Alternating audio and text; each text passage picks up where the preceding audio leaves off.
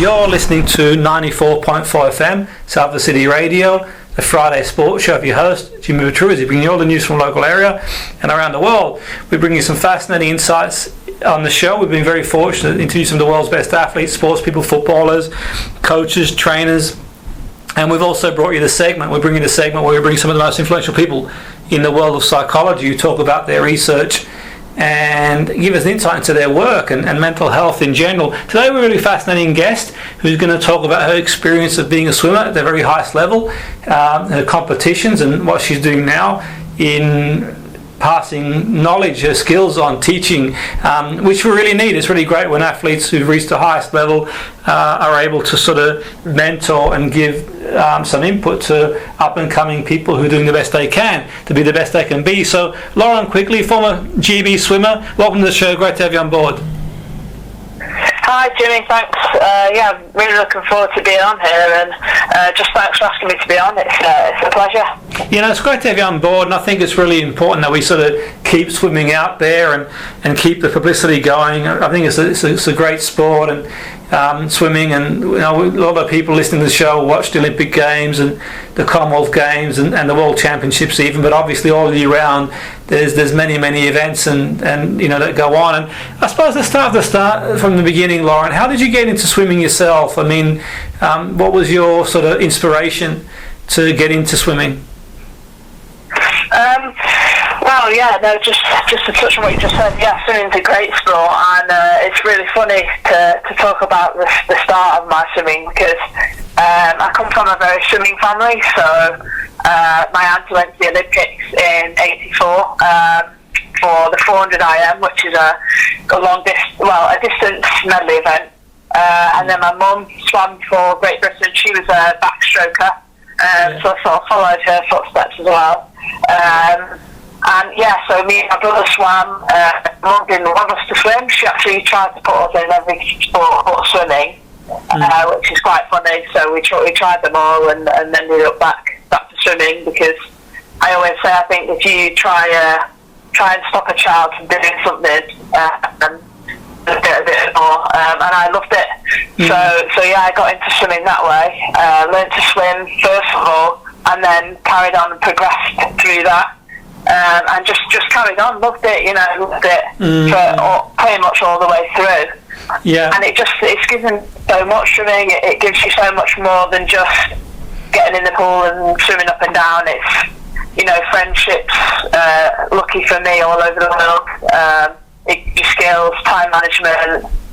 You've got to be organised when you're with the amount of training you're doing. You know, at top level, it's 10 2-hour swim sessions in the pool a week with gym and yoga and stuff like that on top. So it's a great sport to have been involved in. I wouldn't change it for you know. And it's definitely should be out there, and I'd love to have people more involved with it. Now it's interesting you say. I mean, obviously, you know, you come from a swimming family. The pathway was there, and we see swimming in schools. Some schools have swimming as part of the curriculum, and I suppose in saying that, I mean, I sort of wonder sometimes. I mean, you can answer this obviously a lot better than me. I mean, some of the schools have swimming as part of the curriculum, but is there really a pathway, Lauren, if you see talent in school swimming? I don't know if this is the scope of obviously what you do, but you know, say for example you got swimming in schools. Is there a pathway to see potential? You know, someone who's got potential to go all the way. A good friend of mine, very well known as well, Becky Edlington. She's obviously set up Becky Swim Stars, which I know that from speaking to her a long time ago and just looking at the numbers itself, it's a real shame the amount of children that leave primary school that can't swim. And there's obviously something that needs to be done about that, because just being able to save your life, if nothing else, is so important in the water. And I don't know too much in depth. I only know from what Becky set up and from what she said that, you know, there's something that definitely needs to be done.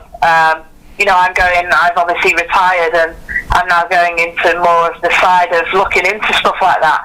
I like to focus on obviously children learning to swim, but also the adult side of it. I see a lot of adults, and a lot of adults come to me that can't swim but would love to, and it's never too late. So it's important to get kids in and get them to learn to swim, like I said before, just to be able to save their life. And again, it's something that I'm going into, and we'll be looking into stuff like that to see what the statistics look like and how to improve them, really, because it's so important. Yeah, absolutely, and I think it's a really important point you've made, and also fitness too. I mean, it's a great sport in terms of improving aerobic fitness, and whenever I've worked in sport and still do now, from a conditioning, mental skills point of view, I always say to the performers, go for a swim for recovery, in terms of being really beneficial for the in terms of recovery training, end of a tough week and that sort of stuff. But obviously yourself, you're swimming for performance. But in terms of yourself, the pathway to excellence, sort of just for our listeners and for me as well, I'm just sort of curious to know how you got to compete for GB. I mean, do you have like in schools where you compete against each other, or how did that materialise, Lauren? I mean, in my schools, it wasn't. We did do a few swimming lessons. I think I was maybe in year 4, year 5, and that we did not many. It was in place though, and I know there's some schools that don't have it at all, and some schools who have it a lot. And so we did go a couple of times, but for me it was very different. It was because I come from a swimming family, and my home club where I learned to swim, which is Harrison's Hazel Grove, there was a phenomenal coach there, Kevin Nuttall, and he, from my mum teaching me from when I was young and helping me out a little bit, then Kevin worked on me with the skills, a lot. We did a lot of practice on skills and race skills and training skills and all that sort of stuff, and I just progressed then from all the way through from learning all the way through to racing and training at a high level. So with the school stuff, I could swim pretty well. I mean, we were all put in groups at school in groups of how we were and our level of swimming. And I was always just put on my own. You go and do like a little swimming session because you obviously know what you're doing. But it was great for the kids in my class, obviously, to learn to swim, because there was kids in there that had never swum before. Yes. And I often found myself actually helping out a little bit as well in those sessions. Yeah. But again, I was very lucky. I always say I'm very lucky to have come from a swimming family who were very encouraging and just followed the pathway into a great club. And from that club was then into squad swimming. So I was always at Salford Hazel Grove, that was always my home club. But I went to Manchester and I trained at Manchester Aquatics for 9 years. I then moved to Stockport Metro and trained there for 3 years. And then was at Liverpool just for the last year and a half. So I went through some fantastic clubs and had support pretty much all the way through, particularly from my family. Yeah, that's really interesting. So, I mean, the only reason I'm sort of interested really is sort of reflecting back to my own experience in school, and where I went to school in Australia, and basically, you'd have swimming as part of the every year you do like swimming for like a few weeks or so, but equally there was like also what we'd call it was like a swimming carnival. You'd compete against each other, and then after that, if you're good enough, you'd compete against other schools and like regional and state. And I suppose in saying that, any talent would be found. Does that make sense in terms of how you compete against schools and so on and so forth? Yes. And I'm sort of wondering, for our listeners in the UK, they've probably got listeners back in Oz listening too as well. How does it I'm just wondering now, if you didn't have a swimming family, is it fair to say that you may not have been sort of found, Lauren, if you didn't go to a club, for example? Yeah, 100%. That's why I always put a lot of emphasis on how lucky I am to have come from that, because there's absolutely potential that I would not have gone into swimming at all. I actually had the privilege of travelling to Australia during my swimming time, and the amount of swimming out there was phenomenal compared to the amount here in the UK in terms of being encouraged to just learn, or just, like you said, school swimming. In the UK, there's a thing called ESSAS, which is English School Swimming Association, and they have teams where you compete for your division or where you're from, and compete in that way. But it's called English Schools, but it was nothing to do really with my school. It was more just swimming, and if you were good at swimming, then you got put forward by your club, or you got seen from racing. So it wasn't really school swimming. In terms of competing in schools, my school definitely didn't have that. Maybe private schools do, I'm not sure, but I went to state school. But there's so much room for that, and that could really become something. But as of now, 100%, I'd just not have gone into the swimming route at all and wouldn't know anything about it. Yeah, it's really interesting to say, and obviously GB's got it right in a lot of sports, and the Olympic Games have proved that. The standings in the Olympics, the last Olympics were phenomenal, since the home games been phenomenal. But it's really interesting in swimming because GB has produced a lot of good swimmers, and like yourself, and some great swimmers, and sort of hearing you speak there, it's really important to raise some sort of awareness in terms of people sometimes look at the Australian swimming team, the American swimming team's got a great collegiate program, and just sort of the realisation how tough it is to compete, obviously, because if it's not for the initiative of people like yourself who sort of, you could say you had the fortune of having a swimming family, you still sort of took it on yourself, then what to do? And do you think there's a case for talent ID program where they actually, like you say, what, let's get these schools competing, and then we can sort of identify talent? And it just seems to me, Lauren, a lot of talent slips the net in this country for swimming. Yes, I definitely agree, 100%. There's definitely, like I say, there's definitely room to get this ball rolling and get swimming again in schools. It's just about the right person, trying to speak to the right people, and who's the one that should be getting involved in starting this off. In terms of, is it the swimming side or is it the school side, or probably both? But you're right. It was amazing to, like I say, come over to Australia and see the difference in schools, just in sports in general, really, and the encouragement around that compared to the UK. And I don't think it's a blame game. It's just about getting a kick up the arse now, and basically to say, how can we improve this, and let's get more kids racing and swimming and enjoying it. Absolutely, and as I've mentioned there, I mean, it's, obviously they've got it right in a lot of areas over here, and a lot of positives in that respect. But swimming is one area. Sort of, focusing on swimming for me, sort of, there's a lot of talent out there, a lot of ability out there. Sort of fine tuning it, going forward, and obviously England and GB is always a very competitive team. But on the face of it, you think, well, actually, you know what? Obviously, the States has got the college program, which is really, really strong competitively. Australia's got like a junior program that's quite strong as well in terms of identifying talent. But we sort of need people like yourself in swimming to be able to somehow connect and inspire the generation coming through. I think it's one thing, obviously, the teacher doing it, which is great, but having people like yourself who've been away and competed at the highest level can be really inspiring for schools. Is that something that you sort of do or are looking to do, Lauren? Maybe to go to schools and sort of, show them some of your medals and your experiences of travelling the world? And is that something that you sort of... Yeah, definitely. I sort of retired from swimming and went through a little bit of the typical athlete, not sure, identity crisis sort of thing, and not sure what to do next and where to go.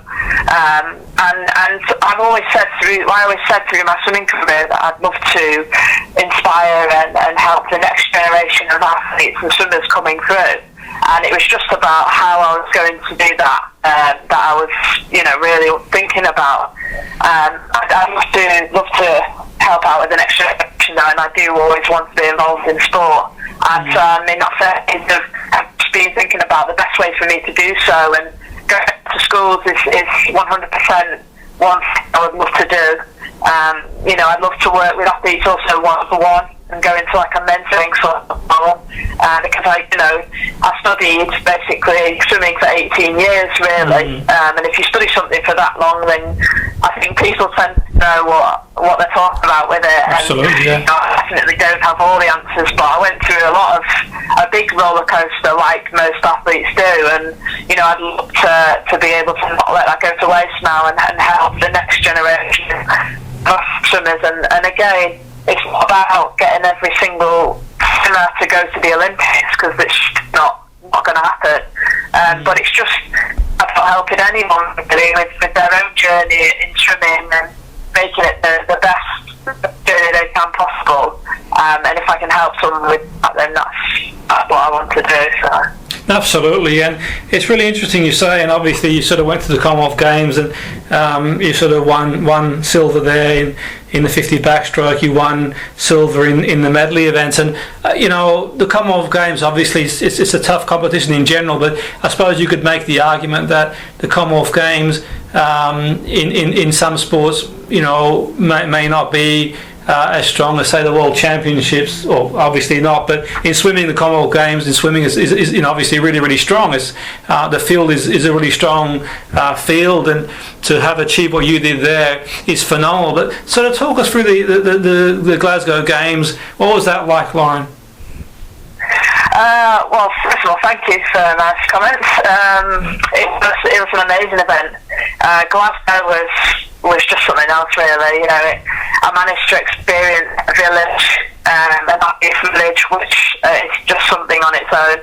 And then to race all our home first. I mean, I know that versus England is in Scotland, but really it's GB and it feels like home turf. And just something special, it really was. I had my family come and watch, and although it's just all the same, it's all the same in a pool, you're racing basically in a box of water, and every race is basically the same. It's, the atmosphere and the occasion was just absolutely phenomenal and really, really special, from qualifying for the games and getting the kit, and just the whole process of it. It's as an athlete, it's something obviously you train for so many years, and to have got there and then to perform well was unbelievable.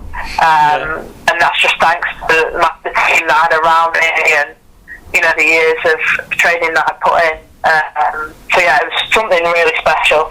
Absolutely, and so from there, I mean, what would you say the difference was between, say, the Commonwealth Games and the World Championships? What sort of in level intensity was it? Was it a difference, a notable difference, Lauren, between the two? I think the difference between the Commonwealth Games and the World Championships in swimming, I mean, the World Championships are bigger than the Commonwealth Games in terms of obviously America's the world. You've got China, you've got amazing teams, every team at the World Championships.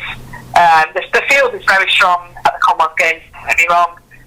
The countries that attend are phenomenal. It's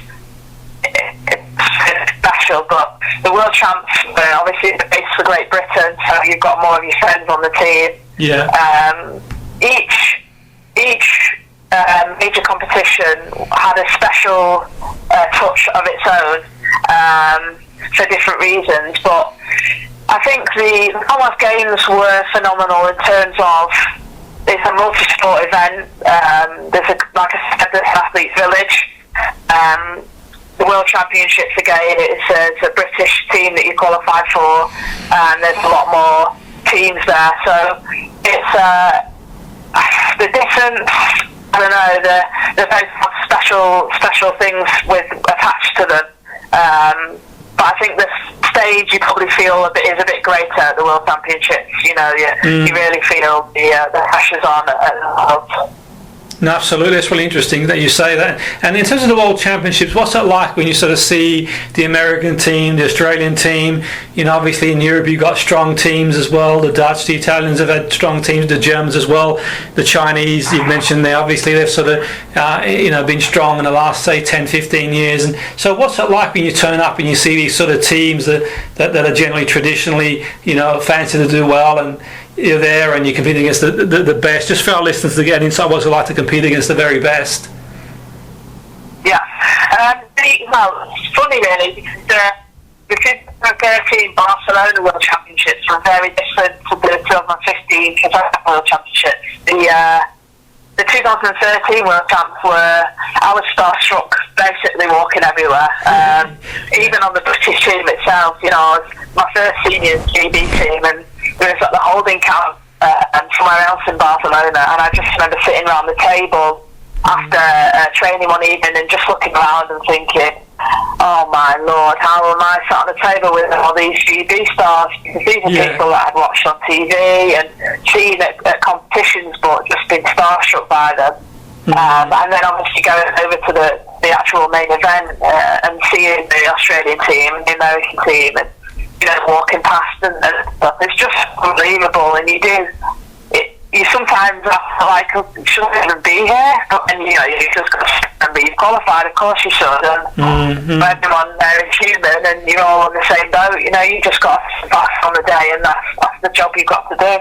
And then the second one, 2015, I'd on the scene a little bit longer, and I got to know people from all over the world, really. So I had friends on each of those teams, and most of the teams, really. And so it becomes a little bit more relaxed. You can laugh with the teams, and you realise that actually, they're all human. We're all here to do a job and to go to perform on the day. And you just got to give your best shot, and you just realise your nerves calm a little. And you sort of relax into it a bit more. It's interesting you're saying. It's really fascinating hearing from your perspective there, Lauren, because like in Australia, the swimmers are seen as sort of superstars, particularly if they get to a certain level, and equally the States as well. You could make a point that obviously they're seen as but there sort of strikes me a degree of humbleness about the GB swim team, where sort of in terms of you're sort of quite down to earth, and you're out there and you're doing the best you can. And is that sort of, do you think, because obviously you can sort of walk around and it's okay, obviously sort of some of the swimming stars in Australia are seen as superstars, really? And I mean, don't get me wrong here, people do sort of see the swimmers as doing really, really well, but outside the Olympics they probably don't the profile isn't probably the same. Is that sort of fair to say, do you think? I'm not sure. I know that like I said, when I went to Australia and I was around being there, they were big time superstars, and it was awesome to see, because those guys were incredible. And then I suppose it's probably different when you come home. It's a little bit more relaxed, and it's not really on TV that much. I don't think swimming is, and things like that. So you become. It is different, definitely. But I don't know.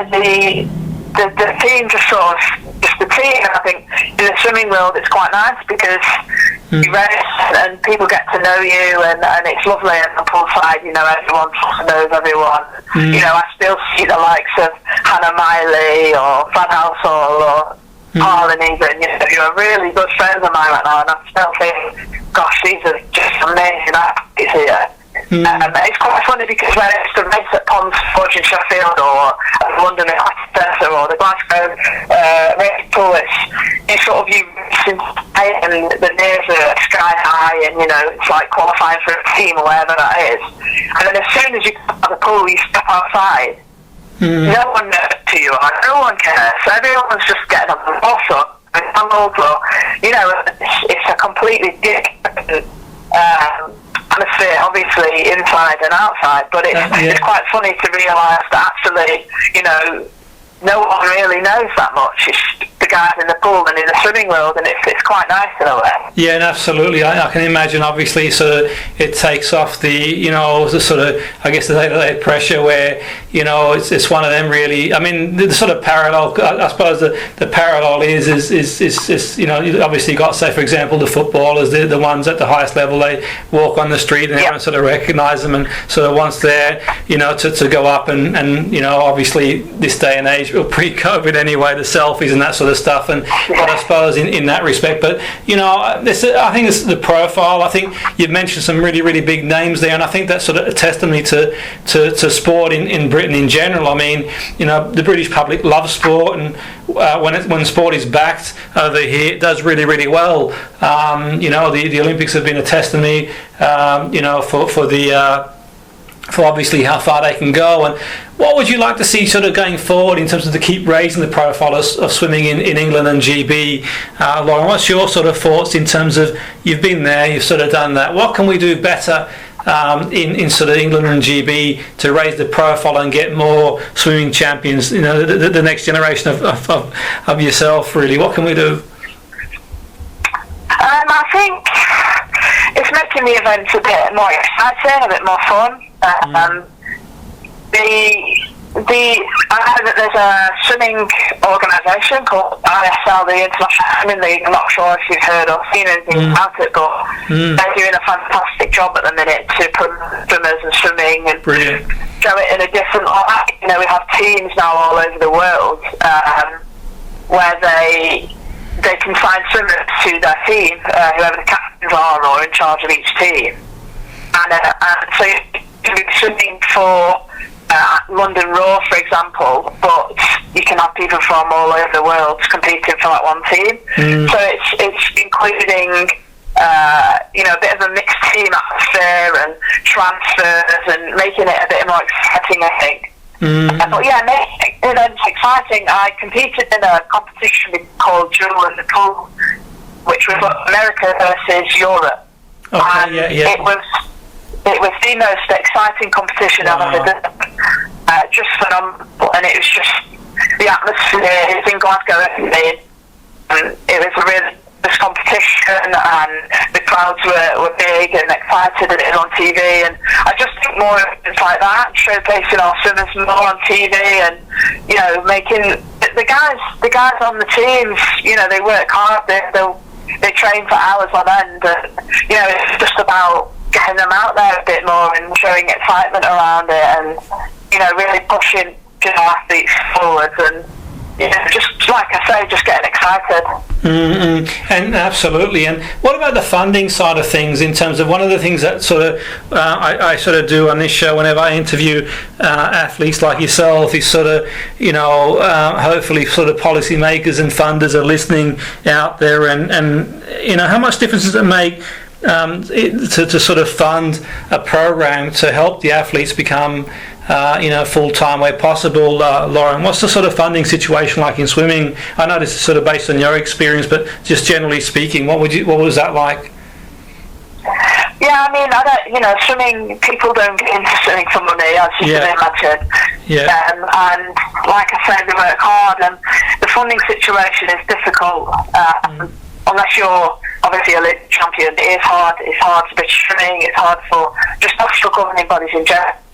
Distribute money and all that sort of stuff. I hate to be the one having to do it. But it makes a difference as well. Like I said, at the height of a career, you'd be doing at least 10 2-hour swimming sessions, push gym, push yoga, push stretching, that sort of stuff.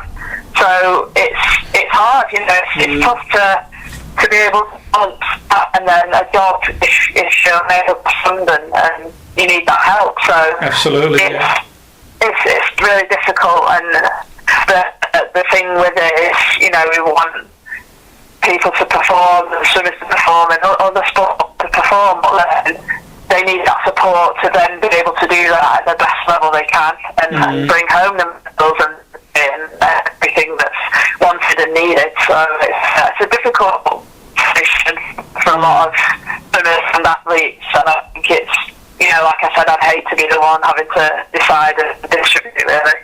No, absolutely, and I think you've made a really good point there. Obviously, people get into the sport because they love the sport, but equally when you're doing a lot of hours a week of training, and some of the athletes obviously work as well, and I mean, we all love sort of watching the games and seeing the athletes doing really, really well and sort of winning. It's really morale boosting for me when you sort of see, it's just fantastic. And one thing about the British public, they always, get behind the sports. People love the sport here. So it's a big, big deal, I think. I really hope that the funding sort of, carries on some level, because obviously, it's a big deal. In terms of getting people involved, and it certainly raises the profile of the sport.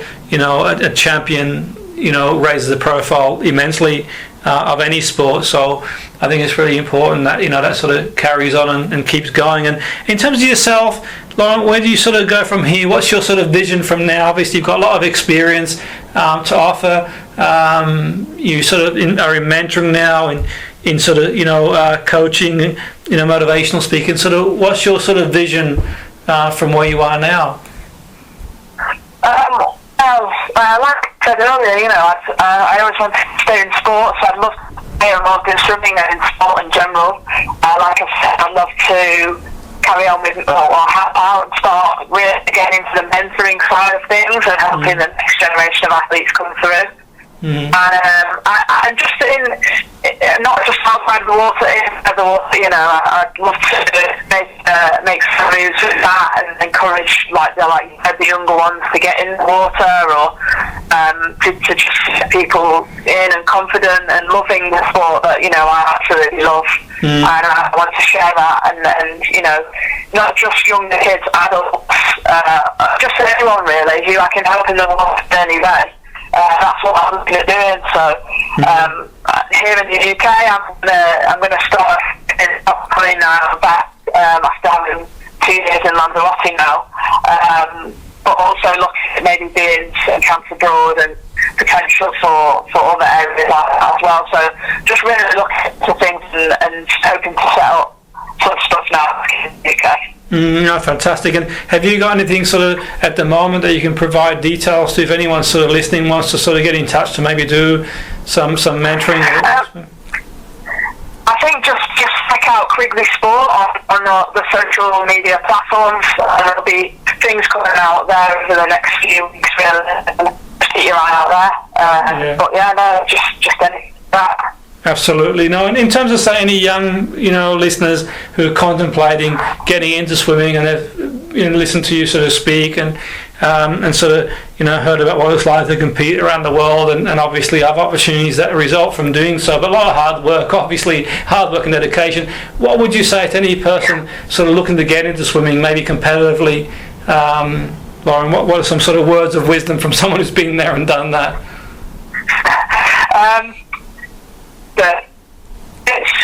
I like to say to everyone, if you love it and you work hard for it, and you're positive about it, then it's going to be fantastic. And if you're thinking about it, give it a try.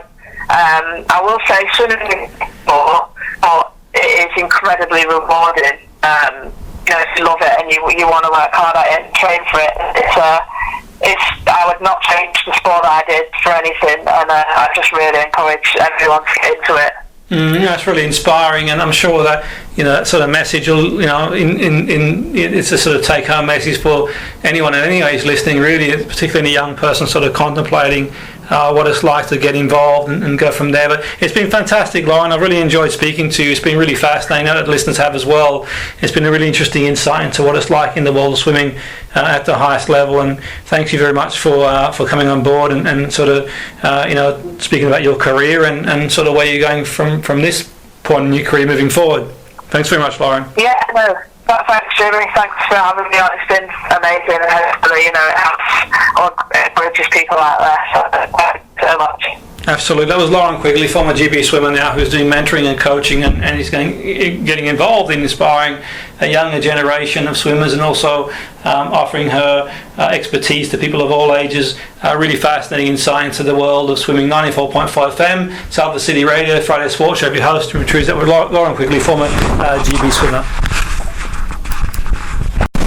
You're listening to 94.5 FM, Salford City Radio, the Friday Sports Show. Your host, Jimmy Petruzzi, bringing you all the news from the local area and around the world. And very fortunate on this show to have many exciting guests in the world of sport, top athletes, sports people, footballers, coaches, people who work in the field of psychology.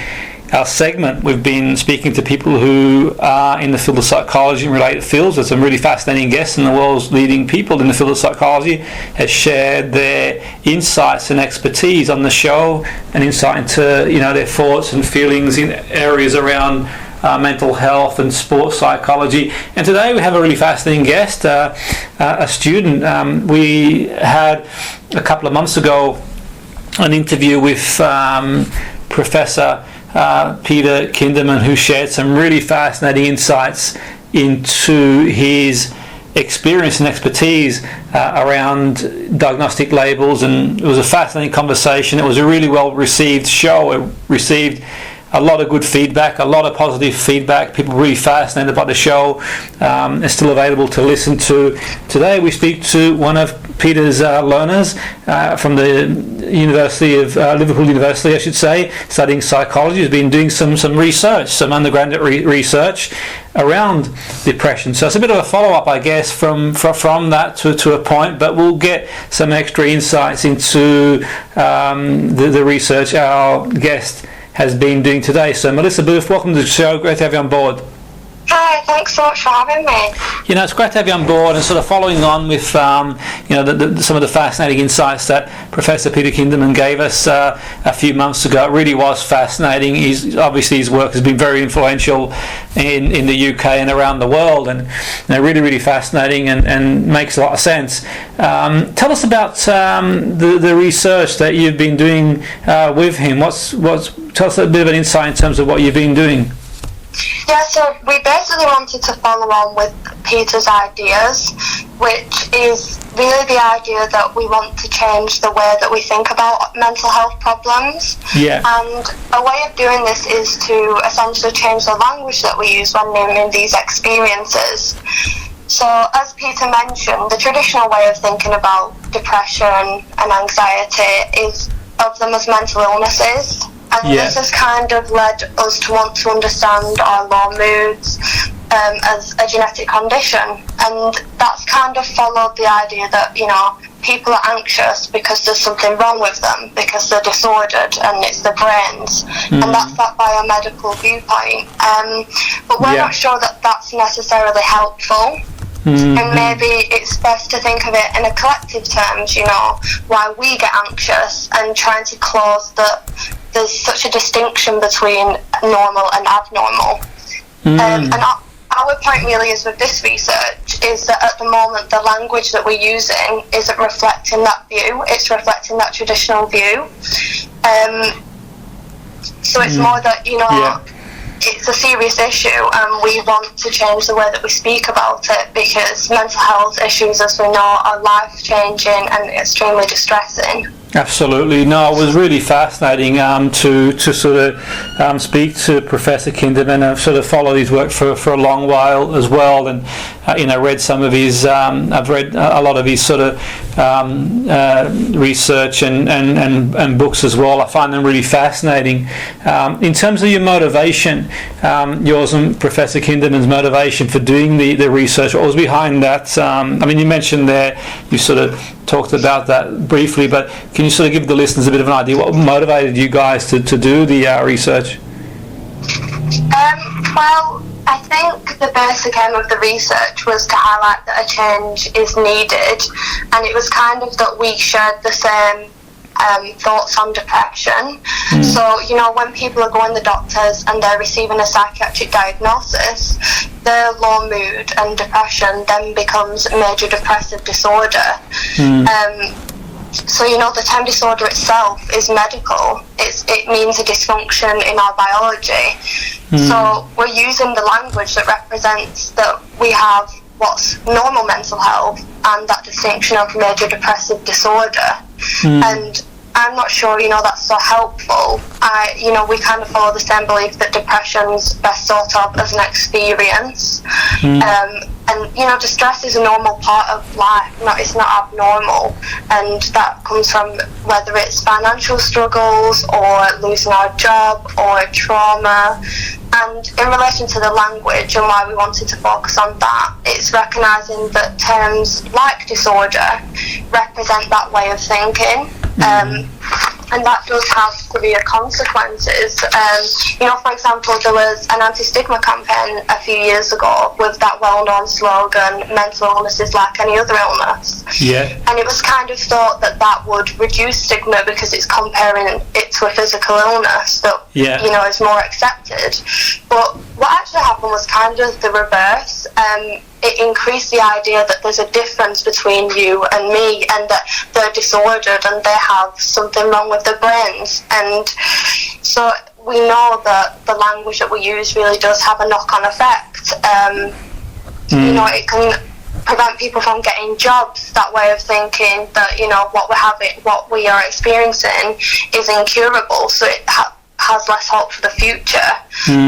So it's really the language that we use, it really does matter, and that was the basis for this research. Yeah, that's really interesting you say, and I guess there's a lot of theories on depression depending on sort of how you see things. You've got cognitive theories, you've got learned helplessness, humanistic theories, behaviourist theories, psychodynamic theories, and obviously we sort of see inflammation, the blood-brain barrier as well is sort of brought up to the monomind theory. I suppose in one sense, and this is one thing I sort of touched on with Professor Kinderman, was also the use of sort of biomarkers, or maybe studying to see what's sort of going on from a biological point of view. But I guess that's another story for another day. But I want to sort of get your thoughts. I mean, you've done the research, and obviously, Peter's sort of very influential in the field and experienced, and to have the opportunity to sort of to work alongside someone with that much experience, and it must be amazing. And what are your thoughts yourself on depression based on the research that you guys did? How do you sort of see it? I know it's an abstract question, but generally speaking, abstract. I think this research, well, obviously working with someone like Peter, it's great because you get their insight. And I think what me and I kind of think is that it changed from when we started the research to when now I've come out of it, and it's kind of changed my opinion, because I went into it kind of thinking we should change labels, not have any labels, and not label our experiences. We should just say what we're experiencing, which could be low mood, or we don't feel like there's any hope for the future, because I thought that labels like major depressive disorder were more harmful. But what we actually found coming out of this research is that there's a difference in naming the problem and identifying the problem as a symptom of an illness. So, the problem isn't people's naming over people's overwhelming sense of worry as anxiety. It's stating that it's a disorder that derives from an underlying pathology and a genetic condition. And I think that's now kind of my belief that I hold, that there is benefits from naming our problems. Everyone finds validation in knowing that you're not alone and that other people have experienced it. But I think there is an issue with naming it as a disorder. And I think that's really what's changed my perspective. Yeah, absolutely. I think you've made some really, really good points there. Some valid points, and some interesting insights in terms of the research you've done, and certainly Peter shared some really fascinating thoughts as well when I spoke to him on the show. In terms of, you've sort of touched on diagnostic labels there. I think they have, this is my opinion, I think that it might have a, like everything really, it's probably got its pros and cons as well in some respects, but from your point of view, what are your thoughts on diagnostic labels? Well, with the traditional labels, like major depressive disorder and anxiety disorder, which are used now in the diagnostic manuals, by the NHS. I don't think that they're very helpful. I think, like I was saying before, that term disorder represents the idea that it's an underlying deficit and a pathology, and I don't think that's a helpful way of thinking about it. I think that obviously I do think the pros is that we can name things and that people find validation, but maybe we should use labels that represent our individual experience, because things like depression, it's caused by our own circumstances, our own life events. So surely we should have a label or a way of talking about it that incorporates that and doesn't so much favour, one view. Yes.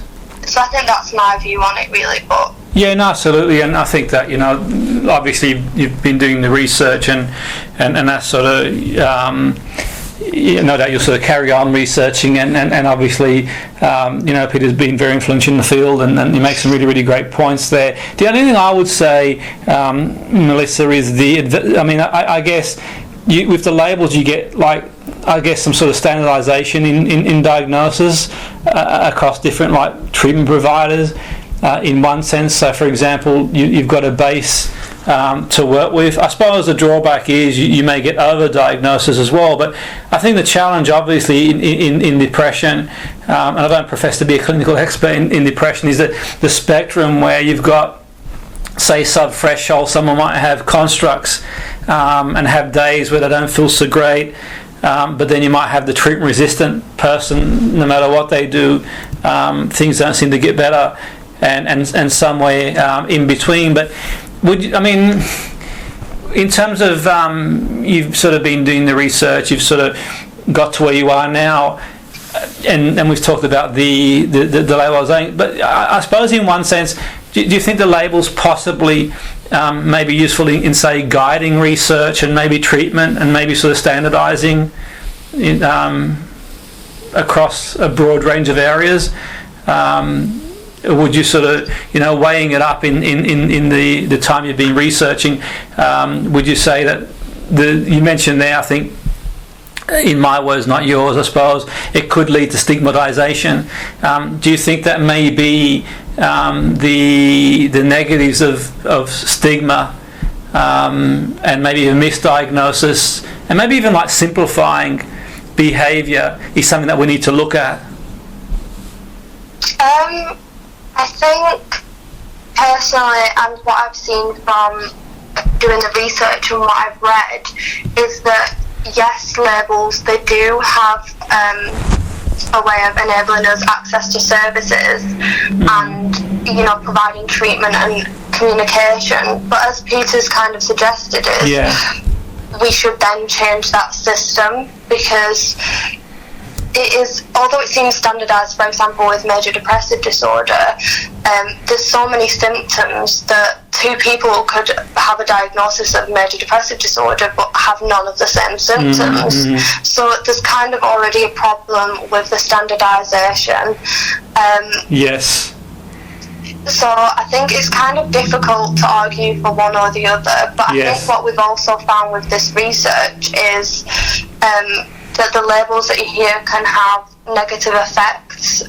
So for example, people who heard the term major depressive disorder in our study, they thought that, for example, antidepressants and electroconvulsive therapy would be the best option to help depression, which makes sense, because if you're thinking that, for example, you have a chemical imbalance in your brain, you're more likely to want medication to target that. But then this can be quite concerning, because researchers have shown, like Joanna Moncrief, that antidepressants aren't all that effective and actually having harmful effects, like increasing anxious thoughts and suicidal thoughts. So I think there's harmful effects to having labels like major depressive disorder and diagnostic labels, and as you just mentioned, labels can help aid communication.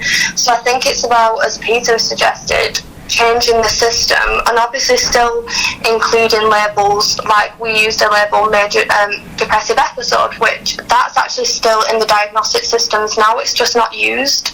So we can use them, you know, on doctors' forms. They could report depressive episode and the symptoms, but it's allowing for that individual experience rather than favouring one explanation, and we can still use that to communicate. So I think obviously I'm no expert as well, and I'm just learning as I go along, but I think they're kind of the things that I've picked up on. No, you obviously picked up a lot, and I think it's really fascinating. No doubt our listeners are intrigued, and particularly after the Professor Kinderman interview, it was really fascinating, and so I guess from what you say there, and having spoken to Peter and sort of, I suppose these are sort of my interpretation of the research. The debate is that mental health is quite complex in one sense. So I suppose in one sense the DSM, one could make a point that it maybe oversimplifies human behaviour, and behaviour being on a continuum. I suppose we can all agree to that. So I suppose in one sense, you start having this sort of reductionist reducing really complex problems without sort of simple solutions to sort of labels and so on and so forth.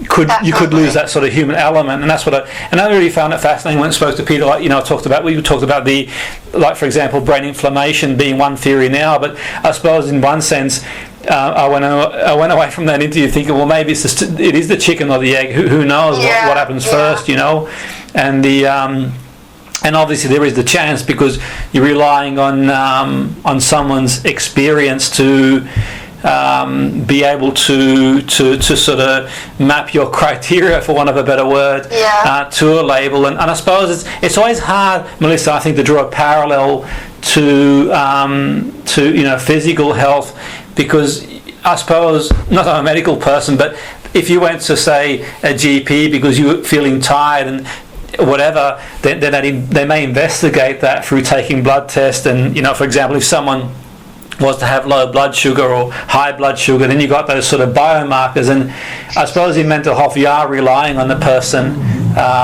telling you about their experience. I mean, there is obviously research around what happens in the brain in mental health, but to my knowledge it's not used in diagnosis, so to speak. But I suppose one point is, what was your aims, the rationale of the research? What did you guys sort of set off to do? What was the actual rationale itself? So I think we wanted to firstly recognise the impacts that the terms such as major depressive disorder can have on individuals who are experiencing depression, on attitudes towards people. But we also wanted to kind of do a comparison and compare. For example, in the past, people have done a comparison of no label at all, and compare that with the effects of psychiatric diagnosis, like you said, major depressive disorder. Whereas we wanted to do something a little bit different. As I said before, we wanted to more follow the lines that naming the illness is naming it as depression isn't the problem; it's naming it as an illness. So we sort of did. I'd like to say unique. I hope it's unique, because that's what I've been saying. But it's like a unique three-way comparison. So we compared no label and just the description of the symptoms or experiences. We compared that with a major depressive disorder label, which is at current what we use, and then we compared it with, as I mentioned before, it called depressive episode. So it's a label, but it's not one that's favouring any viewpoint, and we wanted to see which one, the differential impacts between them on the public's attitudes towards someone with depression. Yeah, no, it's interesting you say, and I think that I suppose on the other side of things, one thing I certainly took away from the conversation with Professor Kinderman was the stigmatisation as well that can come with a label to the sort of stigma that people sort of face as well, and obviously mental health I suppose my sense is there may be multiple pathways to various mental health issues, whether it is a theory or whether it is but I suppose on the other side too, one thing to think about, Melissa, I was thinking, is obviously there are organic conditions that can cause mood disorders. So for example, if someone's got, say, a thyroid or celiac or conditions like that can also cause anxiety and sort of depression too, and it also could be a comorbidity of another condition too. And in that sense, I think that I know this is outside the scope of your research, but do you sort of not think that maybe it might be important for the person to sort of to have a holistic approach and see if it is a biological, it could be an organic condition, it could be a condition that could be treated by a medical person if it was. Do you think it's important? Of course. Yeah, of course. I think what this is kind of hard to say, but this research and my view isn't that I have no doubt that biological factors can play a role. As you said, thyroid problems. I think it's an underactive thyroid is linked with depression because you've got got less energy and things like that. But what it's saying is that that depression is a symptom of a thyroid. It's not an illness. Yes, of course, yeah. And it's more thinking that instead of having a label like major depressive disorder, which just suggests biological, it's having a label that incorporates, like you said, a holistic view, so everything. So it could be for an individual a biological cause like thyroid. It could be that the social adversity as a child, they might have been brought up in poverty.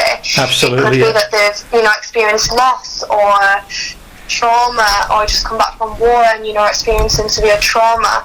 I think that's the point, is that we're trying to find a label that incorporates all of that and doesn't cut out any explanation. Yes, obviously, and that's no doubt that's a challenge in itself. But obviously, you guys are working really well, and no, absolutely, you keep going. What methods did you guys use to do the research, to conduct the research? Yeah, so we did an online questionnaire just with members of the public, and basically they were separated into those 3 groups, and they read a vignette, which is just essentially a description of symptoms that corresponded with depression. And the only difference between the 3 groups was the first one had no label, it was just that description. The second one was, Mary, that was the person in the thing, has major depressive disorder, and then the same symptoms. And then the third one was Mary's experiencing a depressive episode and the same symptoms. So the point was to see if just the labels or the absence of a label affected people's attitudes towards someone experiencing depression. Because after they'd read that, they all completed the same questionnaires, and what we was looking at is if it affected what they believed was causing the depression, how effective they thought the common treatments, so like antidepressants or therapy would be, their willingness to socially engage with the person in the vignette, so whether that's, would they employ Mary, would they live with Mary, would they like Mary to babysit their children, and then also how likely they thought Mary was to recover from feeling anxious or feeling depressed. And we wanted to just see them individual effects from the differential labels that we used. That's really interesting stuff. It's and sort of really fascinating stuff what you guys did there. And so in terms of the impact of the label, would you say, I know it's in the short time we have, we could speak forever really, but in terms of what would you say in brevity for our listeners was the impact of labels based on the research you guys did? So what we found, we found some surprising results actually. So first of all, we did find that each of the labels have their own individual effects on the attitudes. So as I mentioned before, people that heard the major depressive disorder label thought that antidepressants and ECT would be the best option to help depression. So it kind of influenced the treatment choices. Also, we found that people who heard that major depressive disorder label were actually less empathetic to people who were depressed. So they were more likely to think that forcing treatments, whether that was psychiatric care against their own will, was more acceptable. And And this kind of supports what I said earlier, is that terms like disorder, which represent the concept that depression is a mental illness, allows people to think that, oh, there's something wrong with them. And, you know, it's like a less humane approach to people. But what we also found, which was really unique to this study and what we didn't really predict, is that when we asked people how likely do you think Mary is to recover from a depression, it was actually having no label that had the most hope. We thought that, you know, the major depressive disorder label Yes. would, yeah, do you know what I mean? Like it had the opposite effect in a way. Yeah. So it's kind of following the idea that there is consequences to naming it as a disorder, but there's also consequences of not naming it at all, because I think people validate themselves and see themselves as having something that they can recover from in a way. So it was quite surprising what we found in that way, and yeah, it's kind of shaped, I think, my view a bit differently. Yeah, no, it's really interesting, and I suppose in one sense, sort of, we look at, say, genes, environment, sort of correlation to obviously, you know, many different things, and certainly in depression. So, for example, some of the research around genes and the monozygotic twins, so they got 100% the same genes, and one goes on to get depression, one doesn't. One experiences life adverse events, and that seems to be the light switch, so to speak, for genes. But I mean, certainly from what you're saying there, what's really fascinating, and obviously the work that Professor Kinderman's been doing, and obviously yourself has been very fortunate enough to sort of you know, be learning with him, sort of, it does open things up, and you start to think, well, okay, I think it's really important to have these discussions and sort of talk about this research, because obviously at least, you know, we're a long way off from I think, in my opinion, from a research point of view, you know, being really, really clear. But I think in treating the individual, like you've mentioned, is a really important thing, and sort of reducing stigmas as well is a key thing. And I'm sort of mindful of sort of time. It's gone really quick, but sort of going forward, is there any sort of last words? What's the next step for you guys going forward? Just, you know, I think the next step is to really carry on what we've been doing, and try and do more research to highlight that, you know, the language that we use when we are talking about these mental health problems, whether that's anxiety or depression, it really does matter. Yes. And it's not taken away from the idea that depression is a very real experience, but it's putting forward that maybe it should be understood as an individual experience. So that makes then sense that the language that we use, whether that's in the public or in clinical assessment or in our record systems, should welcome methods that allow for individual experience and don't favour, you know, biological causes or psychological. They favour all approaches because, like you said, it's an individual viewpoint. So I think we're really just pushing for that change in the way that we think about mental health, like Peter was talking about with his manifesto for mental health. And I think this is just a small, you know, chip in that, but I'm just going to hopefully carry on trying to, you know, push for a change in the language, really. Absolutely, it's been really fascinating, and no doubt our listeners have really found it interesting, and it's been great for you to come on board the show. Melissa, we really want to thank you for coming on board the show. 94.4 FM, the Friday Sports Show, for your host, Jimmy Petruzzi, bringing you all the news from local area around the world. In our segment, we talk to people in the field of psychology. That was Melissa Booth, who's a student at Liverpool University, who's been involved in research with Professor Kinderman, who's been on the show as well. Really, really fascinating insights into the research she's been doing, and we really want to thank you for coming on board the show. Melissa, no doubt we'll hear more of your research in the future. Yeah, thanks so much for having me. It's been a great experience. Thank you.